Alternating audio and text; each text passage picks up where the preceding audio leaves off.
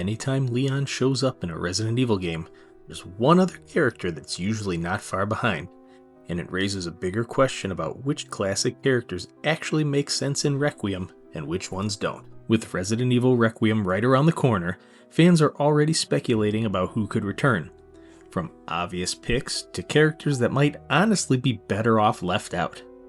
So let's talk about the most likely returns, and one familiar face I don't think belongs in this game at all. But before we get into it, if you're liking the content, please hit those like and subscribe buttons.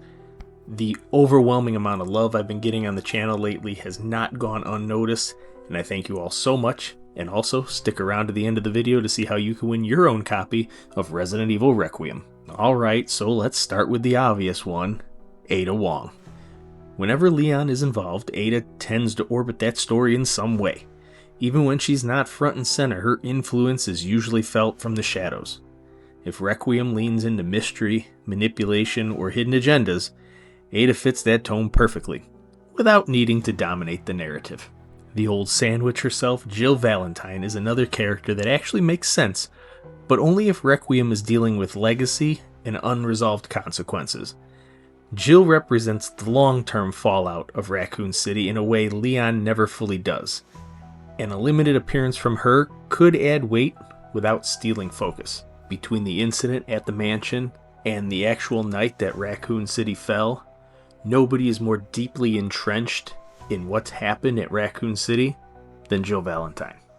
And now here's where I might lose some people, but I don't think Chris Redfield should be in this game. Chris has been used a lot in recent entries, and when we last saw Chris, heading back to Raccoon City doesn't seem like that was part of his agenda. Also with Chris lately, it seems like his presence usually shifts the story towards more military style action, and I don't think that's going to work for this Leon focused and sort of a mystery driven game.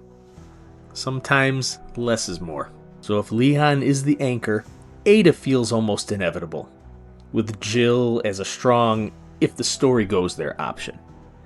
Now if you could bring back one classic Resident Evil character for Requiem, who would it be and why? I would love to hear your guys' opinions and love to hear who you'd see.